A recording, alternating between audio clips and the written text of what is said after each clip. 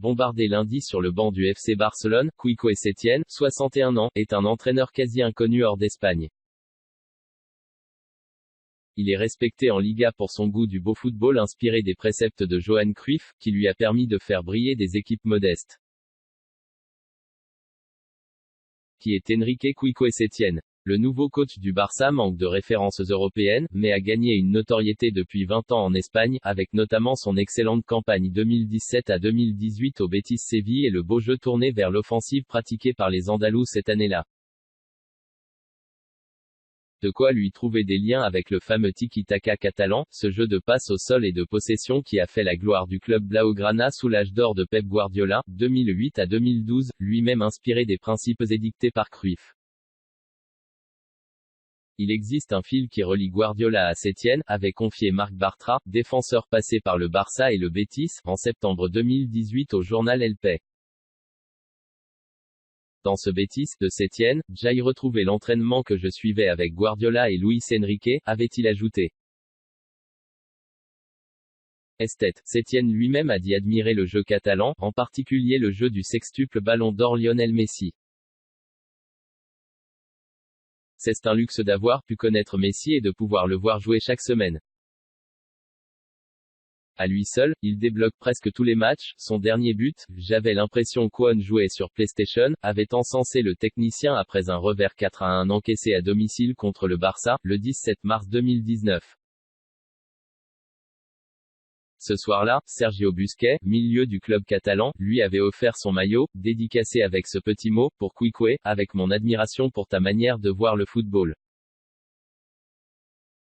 Né à Santander, où il a commencé sa carrière de joueur professionnel, en 1977, et sa carrière d'entraîneur professionnel, en 2001, Setién a mûri sa science du football comme milieu de terrain à l'Atlético Madrid, 1985 à 1988, Logroño, 1988 à 1992, Santander, 1977 à 1985, puis 1992 à 1996, et Levante, 1996.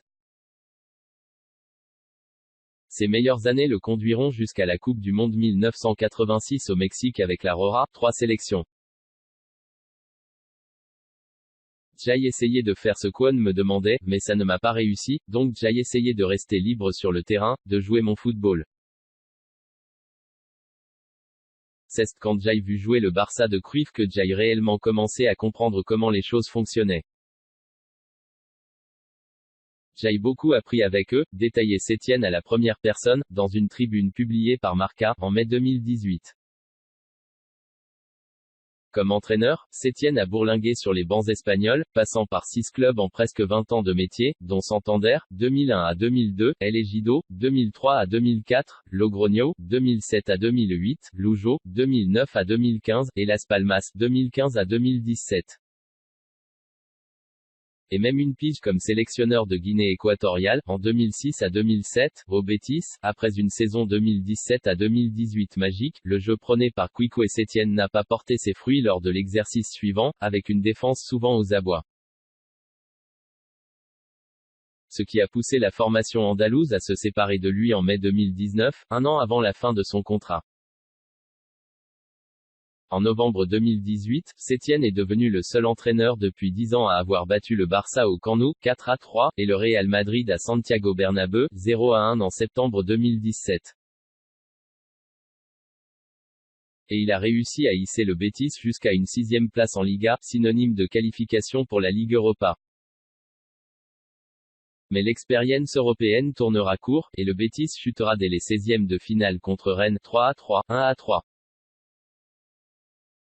La seule tâche dans le CV de ce tacticien de Cantabrie passionné par la pratique des échecs, qui devra désormais trouver les solutions pour imprimer son idéal footballistique à un Barça qui espère retrouver son ADN. Aura-t-il les épaules pour gérer un vestiaire rempli de stars? Aura-t-il les clés pour redonner de l'allant à une attaque blaugrana privée de Luis Suárez jusqu'en mai, opéré du genou droit, et d'Ousmane Dembélé jusqu'à fin février, blessé à la cuisse droite, avant le classico retour de Liga qui se profile le 1er mars à Santiago Bernabéu contre le Real Madrid? Setién devra avoir pleinement endossé son nouveau costume pour le 8e de finale de Ligue des Champions, sa première en C1, contre Naples le 25 février.